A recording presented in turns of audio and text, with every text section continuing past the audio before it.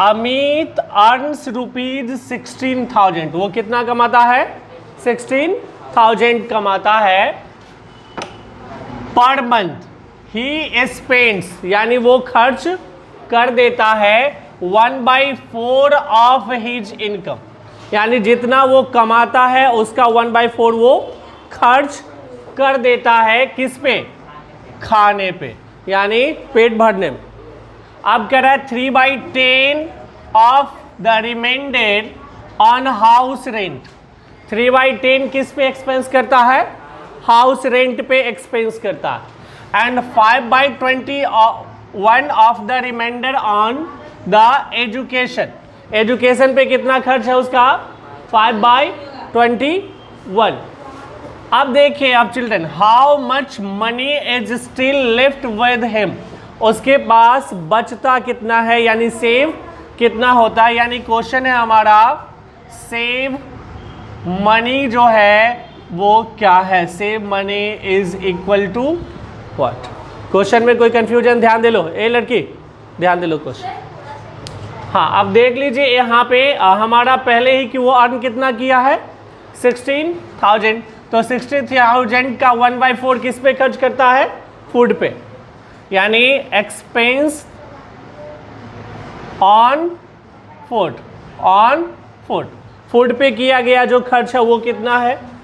Is equal to 1/4 of 16,000। कोई confusion?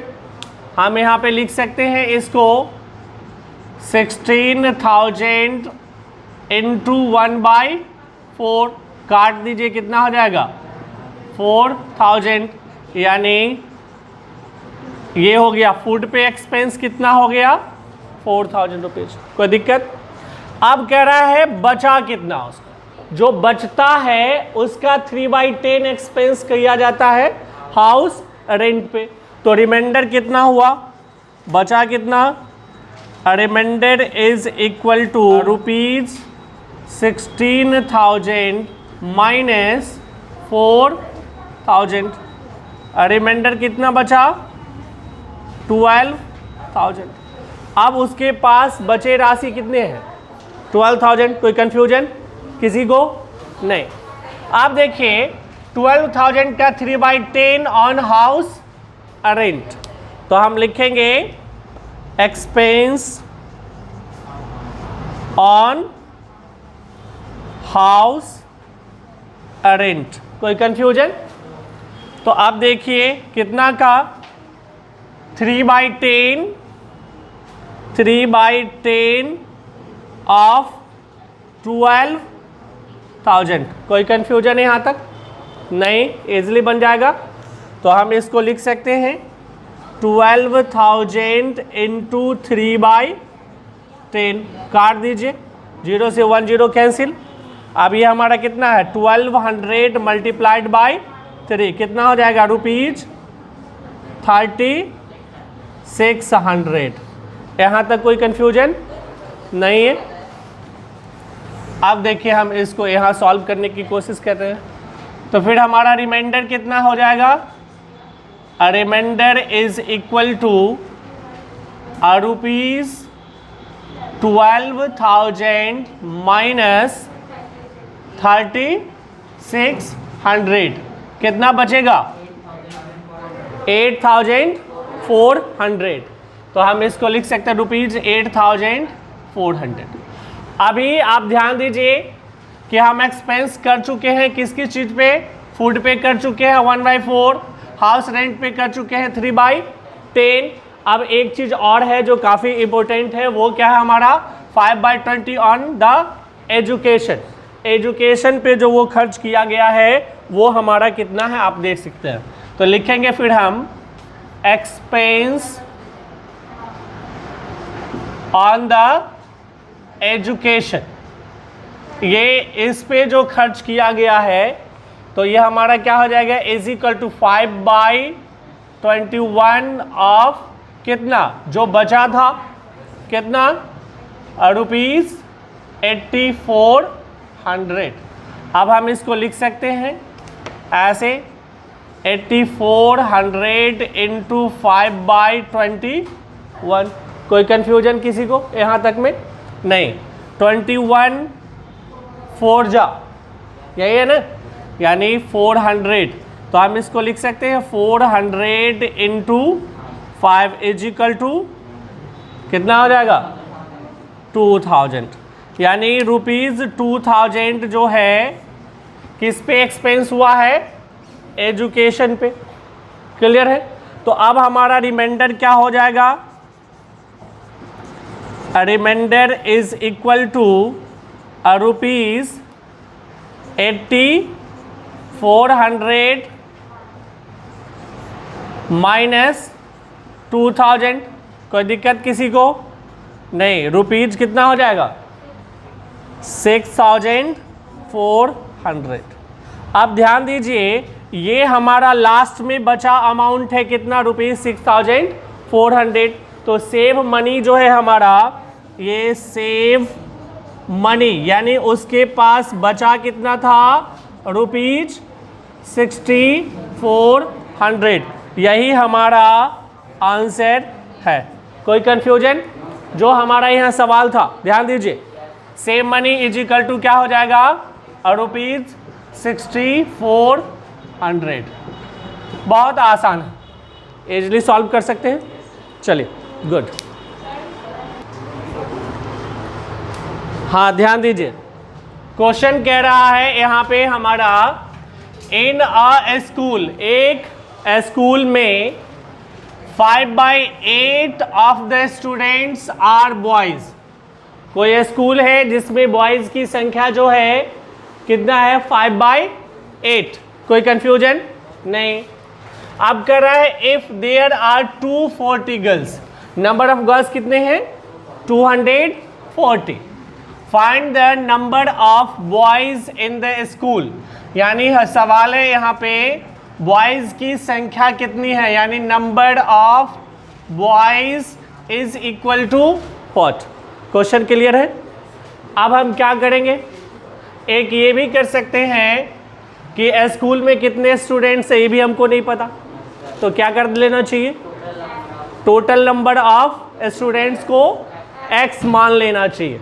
चलिए, आप ही के हिसाब से सॉल्यूशन हम करते हैं यहाँ पे। तो ये हमारा हो जाएगा, let total number of students is x। क्या मान लिए? x मान लिए। कोई कंफ्यूजन नहीं है। अब कह रहा है x का 5/8। ठीक है, अगर एक सिंपल भाषा में अगर हम इसको समझने की कोशिश करें तो girls plus boys is equal to total number of students. कोई कंफ्यूजन नहीं। एक सिंपल ट्रिक में अगर इसको समझने की कोशिश करें तो इतना समझते हैं क्या, कि जितने गर्ल्स की संख्या है, जितने बॉयज़ की संख्या है, दोनों को अगर हम सम कर देते हैं तो टोटल नंबर ऑफ स्टूडेंट्स हो जाता है। इतनी तो बात समझ में आती है आप सबको क्लियरली, कहीं कोई कंफ्यूजन नहीं है। तो हमारा गर्ल्स की संख्या कितनी है यहाँ पे देखें, 240 प्लस बॉयज़ कितना है, तो x का 5/8 यानी 5/8 ऑफ x। क्लियर है? यानी टोटल नंबर ऑफ स्टूडेंट्स का 5/8 क्या है? बॉयज है। Is equal to total number of students को क्या माने हैं? x। तो हम यहाँ x लिख सकते हैं। कोई कंफ्यूजन कहीं भी किसी को नहीं? चलिए, अब हम यहाँ पे लिख सकते हैं next step, 240 plus x into 5/8 is equal to x। कोई डाउट नहीं? फिर हम इसको लिख सकते हैं 240 plus 5x/8 is equal to x। हम चाहें तो इस टर्म को राइट साइड शिफ्ट कर सकते हैं, ले जा सकते हैं। चलिए, हम ले ही जाते हैं।